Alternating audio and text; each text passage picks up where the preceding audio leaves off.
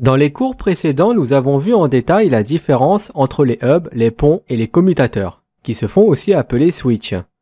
Nous avons vu aussi ce qu'était un VLAN et des liens trunk.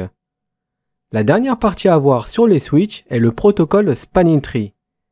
En réseau, la redondance est très importante pour ne pas avoir qu'un seul point de défaillance. L'inconvénient de la redondance dans un réseau commuté est que cela fait introduire des boucles réseau.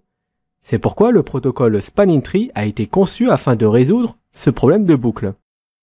Les boucles réseau s'introduisent uniquement quand on veut avoir de la redondance. Sur ce schéma, si la liaison entre les deux switches tombe, alors les utilisateurs du switch A ne pourront plus joindre ceux du switch B. C'est pourquoi il est préférable d'ajouter une autre liaison entre les deux switches pour avoir de la redondance. Mais comme toute redondance amène des boucles réseau, maintenant nous en avons une. Nous allons voir pourquoi une boucle réseau peut engendrer beaucoup de problèmes. Imaginez que le PCA envoie une requête ARP parce qu'il cherche à joindre le PCB sans connaître son adresse MAC. Et une requête ARP est un broadcast. Le switch A transmettra donc ce broadcast sur tous ses ports sauf celui d'où il est arrivé, c'est-à-dire à l'exception du port sur lequel est branché le PCA.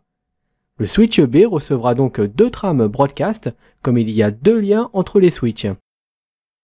Comme il s'agit d'une trame broadcast, lui aussi l'enverra à tous ses ports sauf celui d'où il provient. Cela signifie que la trame reçue sur le port 48 sera transmise sur la 47 et vers le PCB. Et la même demande ARP reçue sur le port 47 sera transmise aussi sur le port 48 et le PCB. Ce qui nous amène à une boucle réseau. Comme les trames Ethernet n'ont pas de champ TTL, alors les trames tourneront en boucle indéfiniment jusqu'à ce que les switches plantent parce qu'ils sont surchargés de trafic ou bien jusqu'à ce qu'on déconnecte l'un des câbles réseau entre les deux switches. C'est là qu'intervient le protocole Spanning Tree.